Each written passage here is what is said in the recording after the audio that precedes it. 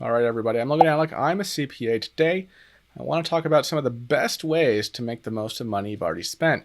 Usually when I talk about saving money, I'm talking about buying less stuff or spending less money on that stuff. But another component of saving money is being conscious of how you're using and maximizing the things you've already bought.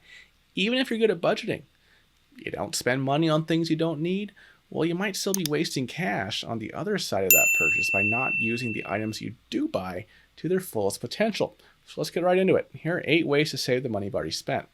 Number 1, don't let your groceries expire.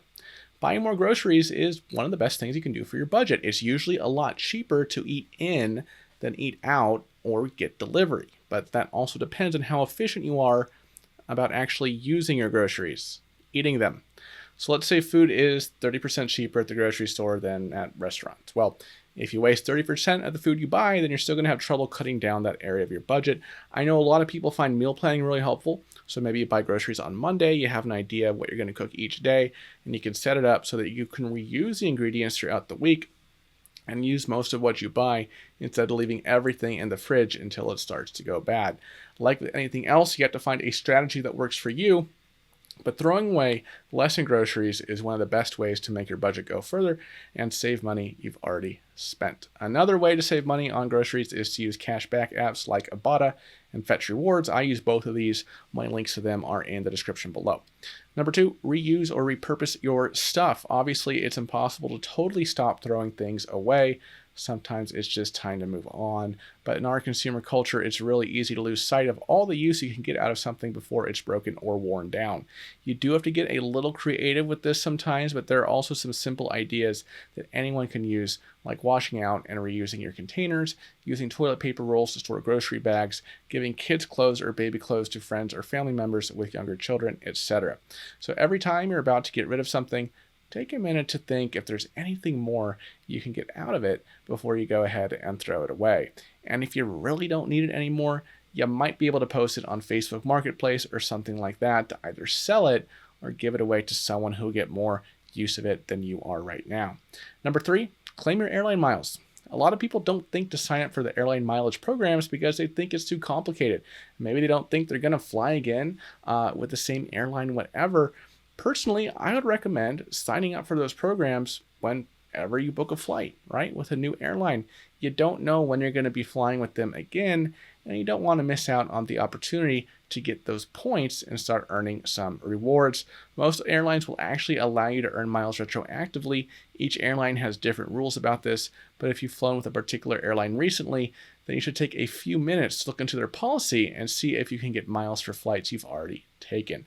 And even if you're not a frequent flyer, you should be able to generate some miles over time for a free upgrade or even a free ticket later on. Number 4, use your credit card benefits, especially if you pay an annual fee on your credit card. You are paying for these benefits. For a long time, I was guilty of just viewing credit cards as a rewards factory, right? Payment methods that I could use to get cash back or travel rewards whenever I spent the money. But credit cards, especially those with annual fees, often provide you with benefits that go beyond the points and the miles and the cash back. If you've watched any of my credit card reviews, I have quite a few on my channel at this point, then you know this, right? And if you haven't watched my credit card reviews, there's a link at the top of the screen to them as well as in the description below. So bottom line, you're paying for that annual fee, so maximize your credit card. Number 5, keep your things clean and in good condition. This one can apply to almost anything, whether it's your car, your refrigerator, your water heater, your hose, whatever. It's easy to put off routine cleaning and routine maintenance, and by the time you get around to thinking about those things, you might already be dealing with a bigger problem. Personally, the way I handle this is I look at the manufacturer's instructions when I buy something new that I want to keep in good condition. Let's say I get a new air conditioner and it says to get serviced once per year. Well, as soon as I get home, I'm going to put a reminder in my calendar for 1 year from now to schedule that maintenance. And I know it could be a hassle, right, to take a more proactive approach to these things, but in the end, you can save a lot of time and a lot of money by keeping your things working and getting them fixed before they need any major repairs. Number 6, take advantage of return and exchange policies.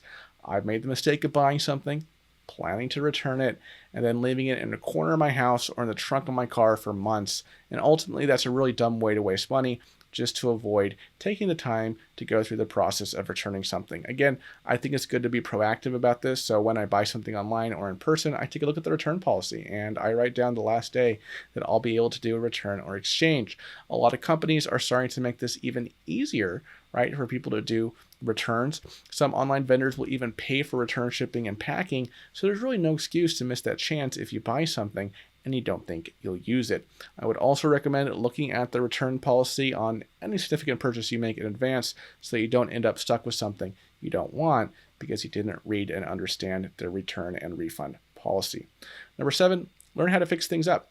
Nobody can fix everything themselves. Obviously, if you're not a licensed electrician, you probably shouldn't be repairing your electrical panel. But sometimes when something is broken or isn't working right, it might pay off to learn how it works. Put in a little elbow grease to save a bit of money. For example, many people will immediately call a contractor for something as simple as a leaky faucet. But in a lot of cases, it's actually easy to fix yourself with some basic tools or a faucet repair kit. Again, there are obviously situations where you need a professional, but working on your DIY skills will help you make things last longer and save money on repairs.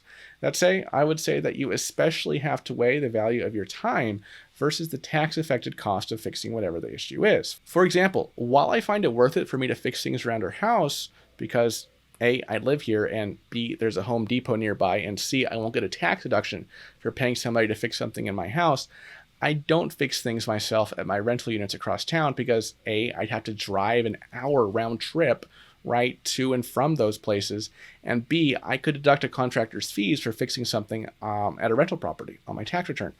Of course, I'm not saying that you should always pay others to fix up your rental properties, but for me, it doesn't make sense for me to drive over to my rental units and fix things there when they need fixing. I'd rather pay somebody else and get a tax deduction. Finally, number 8, use your subscriptions until they're gone. One of the most common misconceptions I see is that people think their subscriptions are over as soon as they cancel them. Let's say you have a gym membership. You know you're moving away in a couple weeks. You call the gym to cancel your membership. Well, even though your subscription has been canceled, meaning they will not bill you next month, it's still going to be active until the renewal period rolls over, right? So if you usually pay your bill on the 15th of the month and you cancel on the 25th, then you should be able to go to the gym until the 15th of the next month, right? At the beginning of the next billing cycle. Same thing applies to digital subscriptions like Netflix, Hulu, Spotify, whatever. So don't forget that you still have access for the remainder of your last month of a subscription, unless of course they do prorate your bill.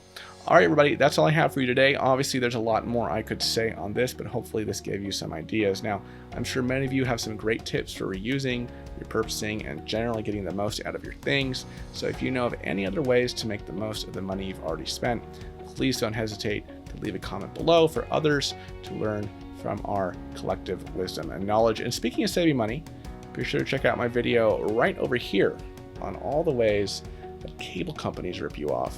And if you like free stuff, be sure to check out my video right down here on 7 easy ways you can get free stuff today. Thank you so much for watching, everybody. I'll see you in those videos. Bye-bye.